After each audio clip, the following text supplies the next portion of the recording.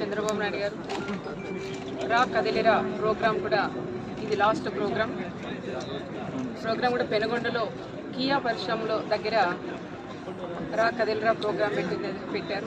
చాలా సంతోషంగా కూడా ఉంది మాకు కూడా. ఎందుకంటే ఇక్కడ పెట్టడం అనేది మా హిందూపురం పార్లమెంట్లో ముగింపు సభ కూడా ఇక్కడ పెట్టడం అనేది చాలా సంతోషంగా ఉంది. ఎందుకంటే ఈ పరిశ్రమలన్నీ కూడా చూస్తుంటే పక్కన సార్ మీటింగ్ ఒక సైడ్ అయితే చుట్టూ తను మాట్లాడేటప్పుడు ఎక్కడ చూసినా చంద్రబాబు నాయుడు గారు చేసిన అభివృద్ధి పనులే పెనుగొండలు కూడా కనపడుతున్నాయి.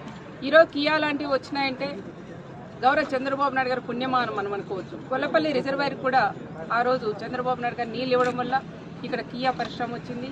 ఇది వచ్చిన తర్వాత ఈ ప్రాంతం అంతా కూడా ఎంతో అభివృద్ధి కూడా చెందింది. దాంతోపాటు యూత్ అందరూ కూడా ఉద్యోగ అవకాశాలు కూడా కలిగాయి.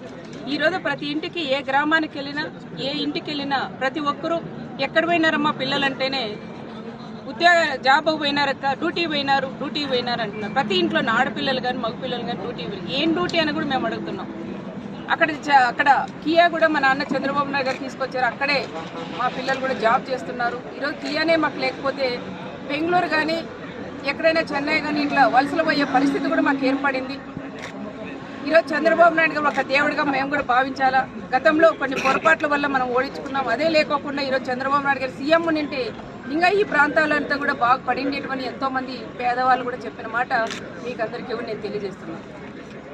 ఈరోజు మా అన్న చంద్రబాబు నాయుడు గారు రేపటి దినం ఇక్కడ రా కదిలిరా ప్రోగ్రాం కూడా వస్తున్నారు. కాబట్టి మన జిల్లానే మన పార్లమెంటే కాకోకుండా రెండు జిల్లాల నుంచి కూడా అక్కడ అనంతపురం పార్లమెంటు ఇక్కడ హిందూపురం పార్లమెంటు ఉమ్మడి జిల్లా నుంచి కూడా ప్రతి ఒక్క తెలుగుదేశం నాయకుడు కానీ కార్యకర్తలు కానీ రైతులు కానీ మహిళలు కానీ యూత్ కానీ ప్రతి ఒక్కరు కూడా భారీ ఎత్తున తరలొచ్చి ఈ సభకు కూడా చాలా ఘనంగా లక్షలాది మందితో సార్ చంద్రబాబు నాయుడు గారి సభ కూడా ముగింపు సభ కూడా ప్రతి ఒక్కరు కూడా తరలి రావాలని మరొకసారి వాళ్ళందరికీ